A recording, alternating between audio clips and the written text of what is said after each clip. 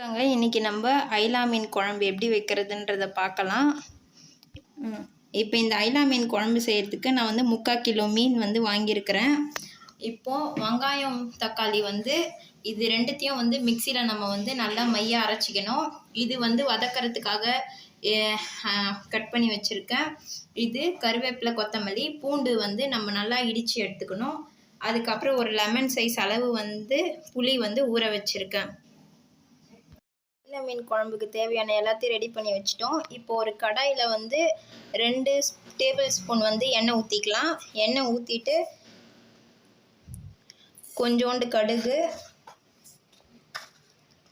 சும்மா ஒரு பிஞ்ச் வந்து சீரகம், ஒரு பிஞ்ச் வெந்தயம், அதுக்கப்புறம் மிளகு வந்து கொஞ்சம். இது எல்லாத்தையும் போட்டுட்டு இதெல்லாம் வந்து பொரிஞ்சு வந்தோடனே நம்ம வெங்காய தக்காளி போட்டு வதக்கணும். இப்போ கடுகு நம்ம போட்ட எல்லாமே வந்து பொரிஞ்சு வந்துச்சு. இப்போ வந்து நம்ம கொஞ்சம் நான் வந்து பூண்டு தட்டி வச்சுருக்கேன், ஒரு 10 பல்லு. அந்த பூண்டு போட்டு கொஞ்சம் நல்லா வதக்கிக்கலாம்.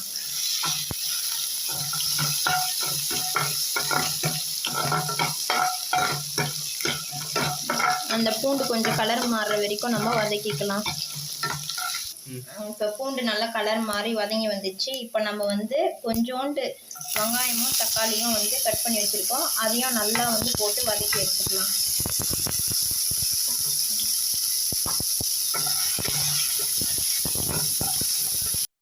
வெங்காயம் தக்காளி எல்லாம் நல்லா வதங்கி வந்துச்சு. இப்போ நம்ம மையாக அரைச்சி வச்சுருந்த வெங்காயம் தக்காளியை வந்து இதில் சேர்த்துக்கலாம். இதை சேர்த்துட்டு நல்லா பச்சை வாசனை போகிற அளவுக்கு வந்து நம்ம வதக்கிக்கலாம்.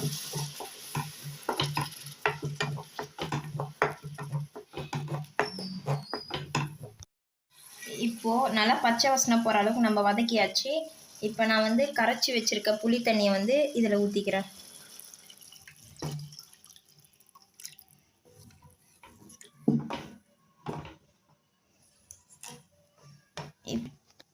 இப்போ நம்ம வந்து ஒரு 3 டேபிள் ஸ்பூன் வந்து மிளகாத்தூள் வந்து போட்டுக்கலாம்.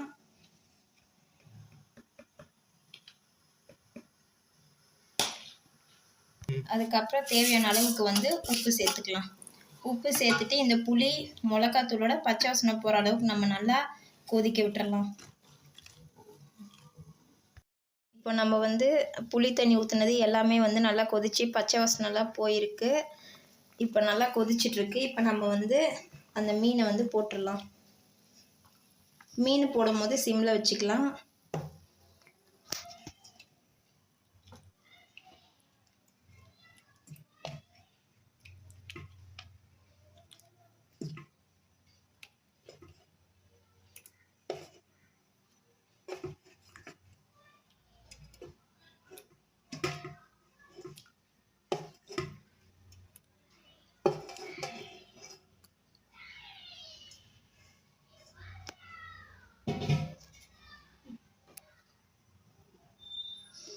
இப்போ இந்த மீனை நம்ம போட்டாச்சு. இப்போ ஒரு கொதி வந்தோடனே ஒரு 5 நிமிஷம் கழித்து நம்ம வெந்துருச்சான்னு பார்த்துட்டு ஆஃப் பண்ணிக்கலாம்.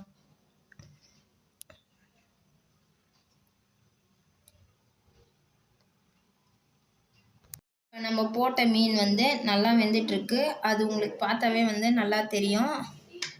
இப்போ நம்ம வந்து இந்த கருவேப்பிலை, கொத்தமல்லி போட்டு இறக்கிடலாம். அவ்வளோதான், மீன் குழம்பு வந்து ரெடி ஆயிடுச்சு.